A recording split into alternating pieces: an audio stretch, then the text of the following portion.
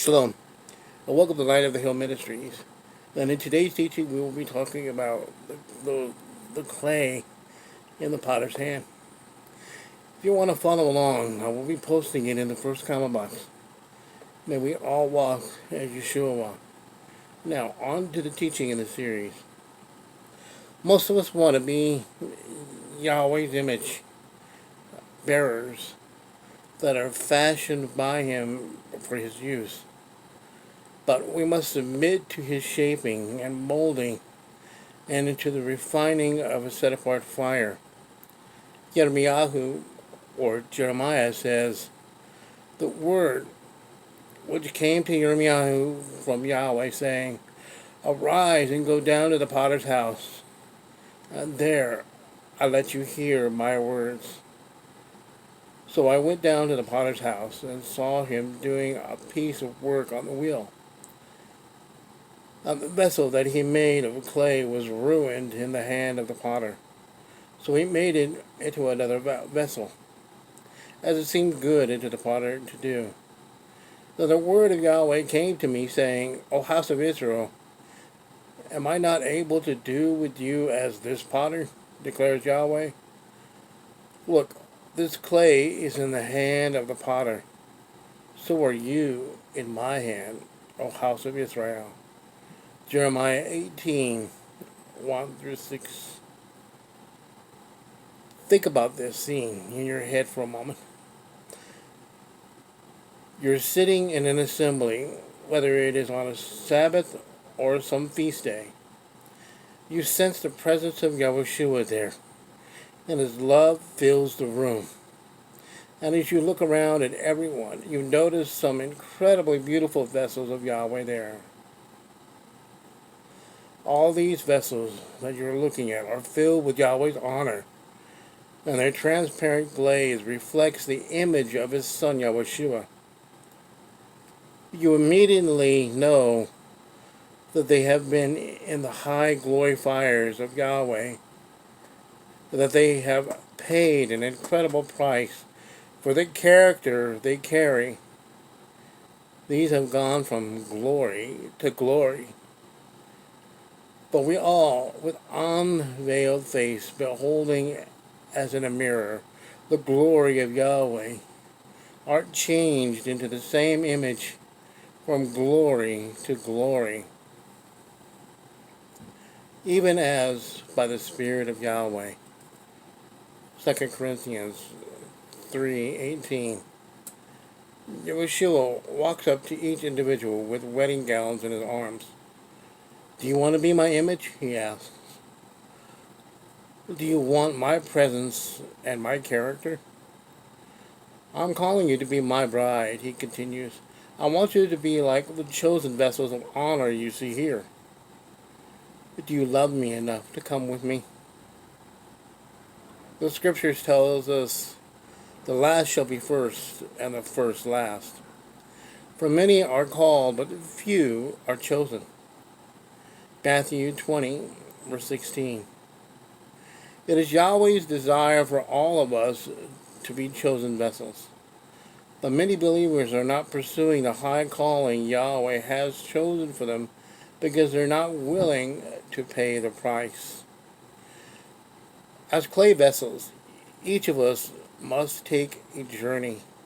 The steps in this journey can be painful, but are necessary for us to be transformed from broken bits of clay into vessels that reflect the image of Yahweh. When the master potter first finds you in the potter's field, you are a broken vessel in need of salvation. He gently picks you up and carries you back to the potter's house. Even though you are a shattered clay vessel and all your hopes and dreams have been destroyed, he tells you, I have a vision and a destiny for your life. He takes a rock and begins pounding your broken pieces of clay to fine dust. When you cry out in protest, he explains with great compassion, I must take you out I must take out the rocks, the thistles, thorns, and foreign matter, all the debris you have picked up on the highway of life. Next, he carefully places the clay dust in large bins and pours in the clear living water that proceeds from his throne. He drenches you until you have been absorbed this living water into every pore of your being. You begin to feel his love as never before.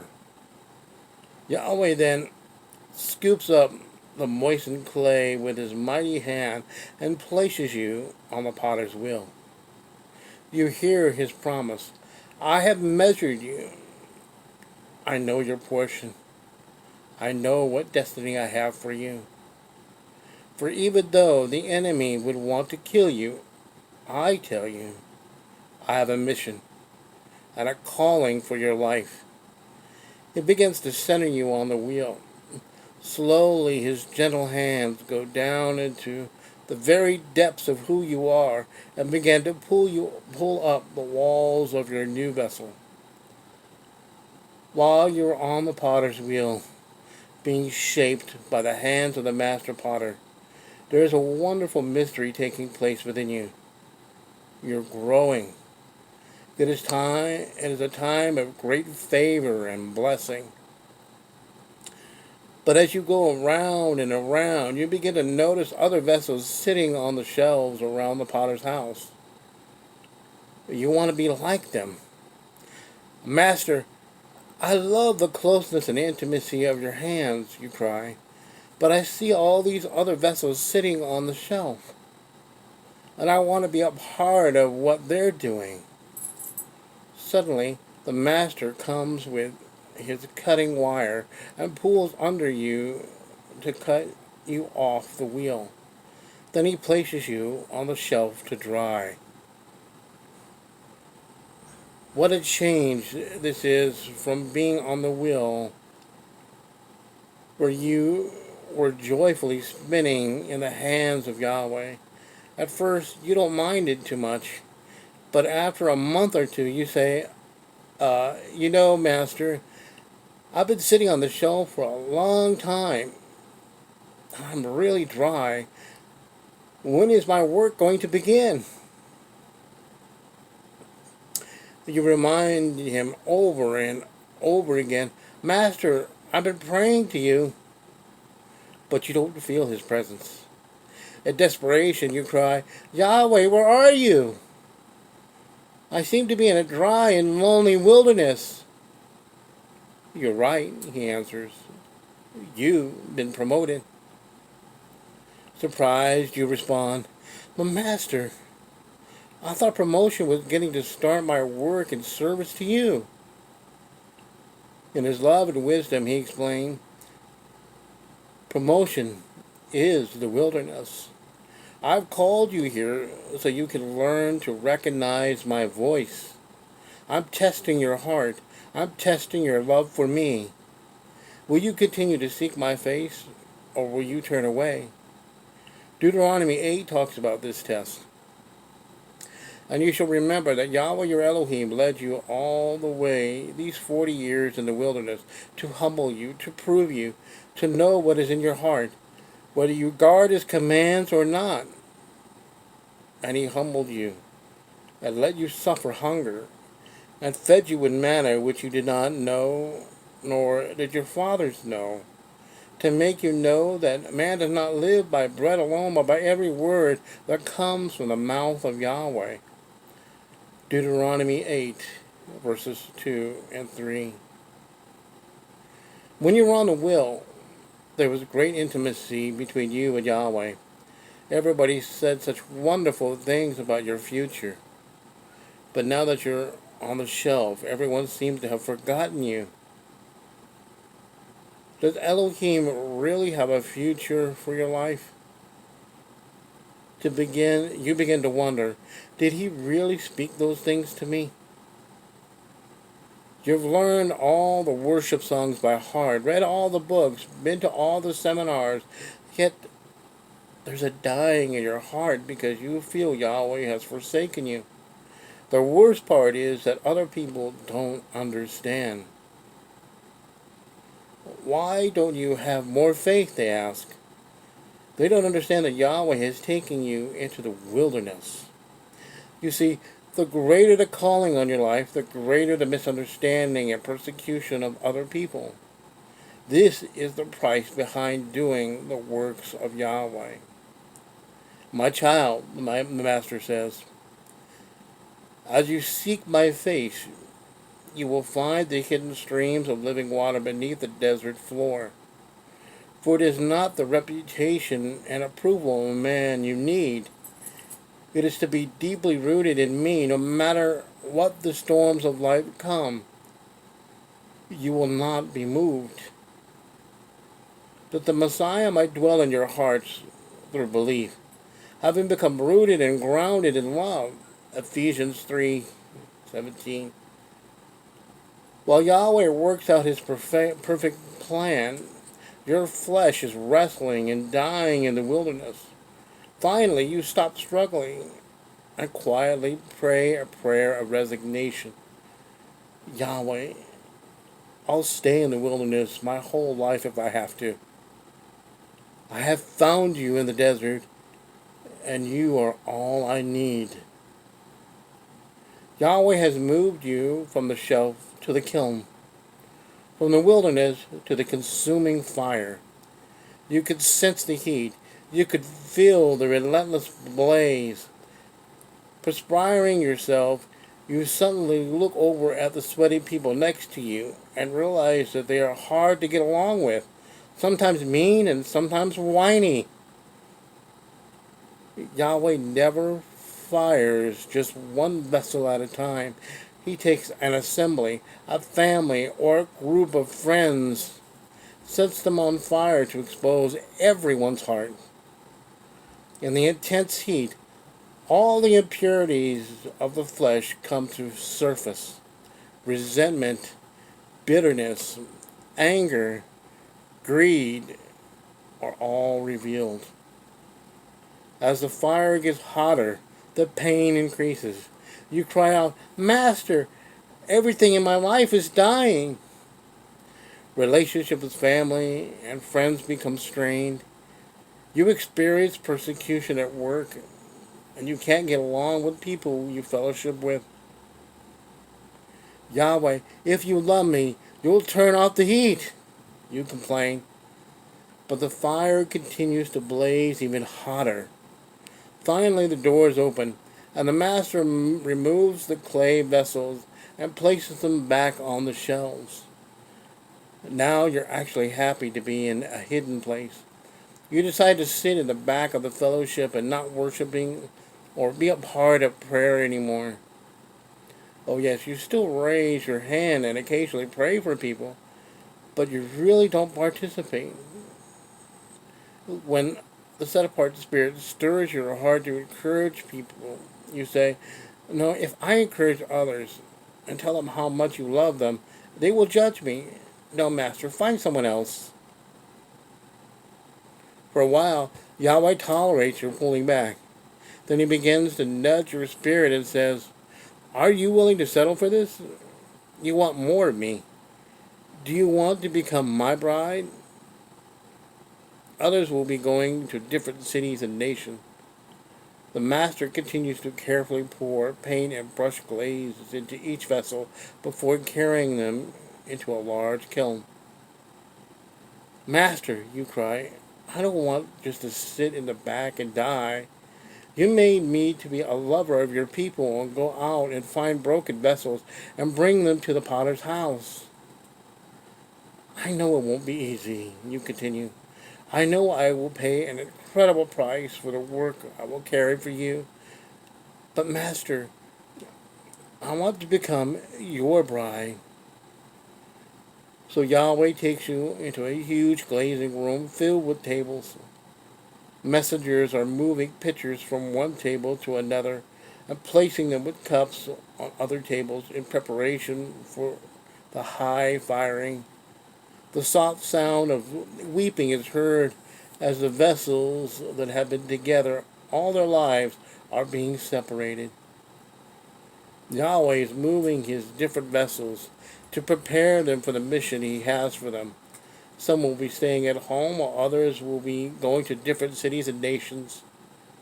Yahweh continues to carefully pour painted and brushy glazes into each vessel before carrying them into a large kiln. With raging intensity, the second fire starts to burn through the kiln. Quickly you move from a time of separation into a time of death. There are impurities within each clay vessel that only the fire can purge. Yahweh and his messengers shut down the dampers on the kiln, cutting off the flow of oxygen and filling the kiln with carbon dioxide. Black soot, along with heavy smoke and flames, consume every vessel in the kiln. As it becomes black fire, your personal Gethsemane, abandonment, isolation, and death itself are all around you. The fire is so intense that you can't hear or see the dear friends who have been your comforters and intercessors for so many years. Everyone you love seems to leave you as you die in this blazing inferno. You say, Master, the fire, I'm dying in the midst of it. Everything I've built and loved, my whole life, is being consumed. Your heart breaks as your reputation and your walk with Yahweh is condemned.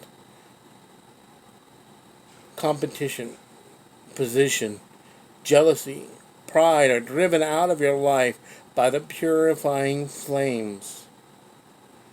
You feel as if you're going to explode under the heavy increasing pressure. Yahweh tenderly explains, my child, in the midst of the blazing fire, a mystery takes place. Brilliant colors pushed deep into the body of the clay vessel. My revelations are revealed in the tremendous pressure of the fire. This is a hidden time when the most beautiful colors are formed in the earthenware vessel. The richness and depth of color come from the darkest hours of agony and grief, just as the diamond, rubies, and emeralds come from the hot fires inside the earth. In the midst of this second firing, my being is revealed into the depths of who you are. This is the place where you die to self. As Apollo says, I affirm by the boasting in which I have in Messiah Yeshua our Master. I die day by day. 1 Corinthians 15:31. Paulus expresses a similar thought in Romans 8:36, as it is written, "For your sake we are killed all day long; we are counted as sheep for the slaughter." I die day by day echoes Yeshua's command to those who want to follow him. If anyone would come after me, let him deny himself, take up his stake daily, and follow me. Luke 9:23. When Yeshua said that in order to follow him, we must carry out our stake, or stauros in Greek, he meant that something must die before we can live. We must die to ourselves, our rights, our desire to be our own boss. We must die daily. This is what this firing was for, so that we would die to self. And at the moment when you just know you're going to die, Yahweh opens all the dampers. Carbon and black soot escape, oxygen pours in, and the fire starts to burn clean, white, and fresh. The light of Yahweh and the fire fill the kiln. Everything seems new because you are no longer looking through the haze of ego, pride, or religiousness. You start to see with clarity in the Spirit and start moving in the giftings the Master has given you. The Master places coals of fire and places on your lips as you begin to encourage those around you. He fills you with his words as they reach the lost and hurting, healing, crying, and deliverance, deep repentance, and intercession. Fill the kiln as hungry hearts cry out for more of Yahweh. The process starts all over again as he takes new clay vessels and makes them image bearers, just as he made you. When Yahweh walks through the kiln, he sees himself reflected on each vessel as in a mirror. He turns off the kiln. With great joy, he announces, "Now that you reflect my image, you can now enter into my joy. You have become vessels of honor." Master Potter has perfected his work, of art. May we, as we're going through the fire, become image bearers for Yahweh, waiting patiently, being still, knowing the Master Potter. Be still and know that I am Elohim. I am exalted among nations. I am exalted in the land. Yahweh of hosts is with us. The Elohim of Yaakov is our refuge. Selah. Psalms 46, verses 10 through 11. If you find this a blessing, please be sure to bless others with this teaching by sharing, commenting, liking, and subscribing to the channel. Thanks. And Yahweh's love, compassion, and shalom be to you and your homes.